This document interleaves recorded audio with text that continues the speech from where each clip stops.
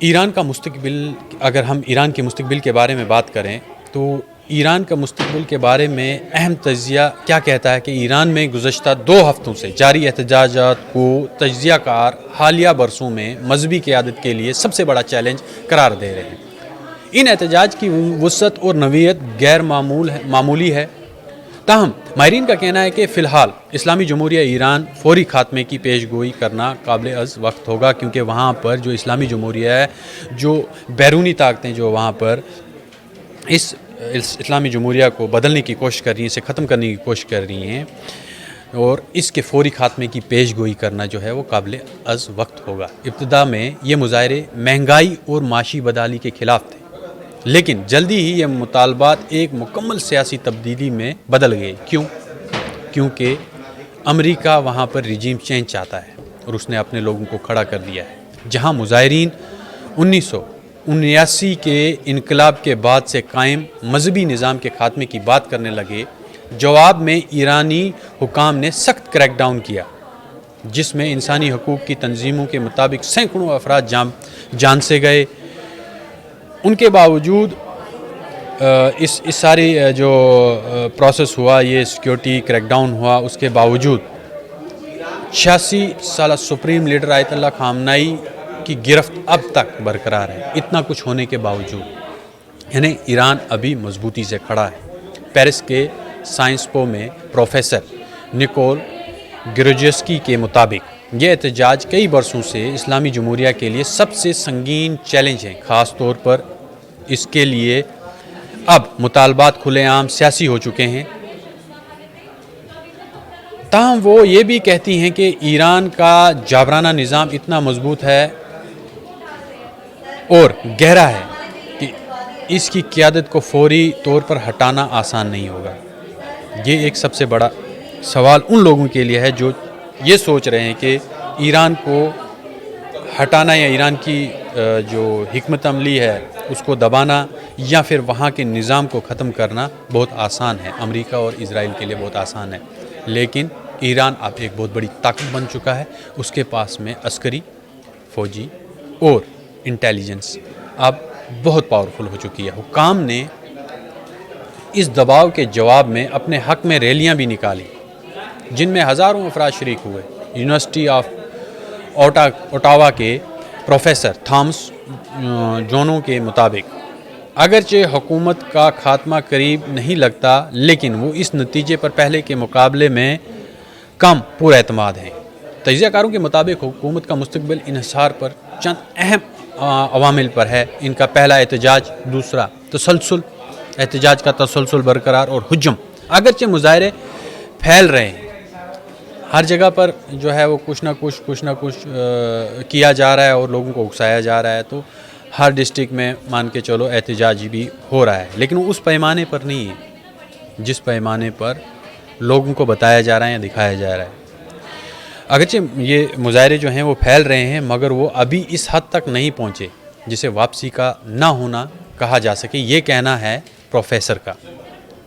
اور انہوں نے حجم کی بات کی کہ حجم اتنا نہیں ہے، چھوٹے موٹے واقعات ہو رہے ہیں، یہ کوئی اتنا فیصلہ کن احتجاج نہیں ہے کہ حکومت کو پس پشت ہونا پڑ جائے۔ انٹرنیٹ کی جو بندشیں ہیں ان کے باعث جو احتجاج ہوئے ان کی اصل شکل یا اصل شدت کا اندازہ لگانا بھی مشکل ہو گیا ہے، کیونکہ اگر احتجاج ہو بھی رہے ہیں وہاں انٹرنیٹ کی بندش ہے تو وہ دکھے گا نہیں۔ دوسرا بڑا جو عناصر ہے قیادت اور سیکیورٹی اداروں میں دراڑیں جو فی الحال نظر نہیں آ رہی۔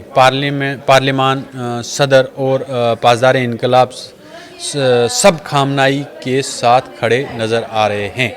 یہ ان کا کہنا ہے کہ سبھی جتنی بھی چاہے سیکیورٹی ادارے ہیں، چاہے وہ پارلیمان ہے، عوام ہے، یہ سب جو پاسدار انقلاب ہیں ان کے ساتھ سب کھڑے ہیں۔ بین الاقوامی سطح پر بھی صورتحال حساس ہے۔ امریکی صدر جو ہے وہ ڈونلڈ ٹرمپ نے ایران کے خلاف سخت بیانات اور اقتصادی پابندیوں کا اعلان کیا ہے، جبکہ اسرائیل کے ساتھ حالیہ کشیدگی نے ایرانی نظام کی کمزوریوں کو بے نقاب کیا۔ ماہرین کے مطابق اگر امریکہ براہ راست فوجی مداخلت کرتا ہے تو جو بحران ہے اس کی نوعیت جو ہے یکسر بدل سکتی ہے۔ اپوزیشن کے محاذ پر جلاوطن شاہ کے بیٹے رضا پہلوی احتجاج کی حمایت کر رہے ہیں کیونکہ انہیں ایران واپس آنا ہے، وہ جلاوطن ہے، وہ چاہتے ہیں کہ اقتدار پر قبضہ ہو کیونکہ امریکہ ان کے ساتھ کھڑا ہے اور ان کو یہ بوسٹ کر رہا ہے کہ وہ ایران کے اندر ان کی مدد کریں۔ مگر ایران کے اندر نظام منظم سیاسی قیادت کی کمی ایک بڑا مسئلہ ہے۔ بیرونی ملک ایرانی اپوزیشن بھی شدید اختلافات کا شکار ہے جس سے کوئی متبادل سامنے آ نہیں رہا ہے۔ خیر، آخر میں جو خامنائی کی صحت کی بات کرتے ہیں اور جو جانشین کا سوال بھی یہاں پر اہم ہے۔ 1979 سے اقتدار میں رہنے والے خامنائی کے بعد قیادت کس کے ہاتھ میں جائے گی، یہ بڑا سوال ہے۔ یہ اب بھی غیر یقینی ہے۔ بعض ماہرین کے مطابق اگر یہ خلا پیدا ہوا تو پاسداران انقلاب کا جو کردار مزید جو ہے مضبوط ہو سکتا ہے۔ مجموعی طور پر ایران اس وقت اپنی تاریخ کی ایک نازک موڑ پر کھڑا ہوا ہے۔ احتجاج نے نظام کو جو ہے ہلا کر رکھ دیا ہے مگر اس کے انجام کا فیصلہ ابھی باقی ہے۔ اسلامی جمہوریہ کو بدلنے کی کوشش کر رہی ہیں، اسے ختم کرنے کی کوشش کر رہی ہیں اور اس کے فوری خاتمے کی پیش گوئی کرنا جو ہے وہ قابل از وقت ہوگا۔ ابتدا میں یہ مظاہرے مہنگائی اور معاشی بدحالی کے خلاف تھے لیکن جلدی ہی یہ مطالبات ایک مکمل سیاسی تبدیلی میں بدل گئے۔ کیونکہ امریکہ وہاں پر رجیم چینج چاہتا ہے اور اس نے اپنے لوگوں کو کھڑا کر دیا ہے۔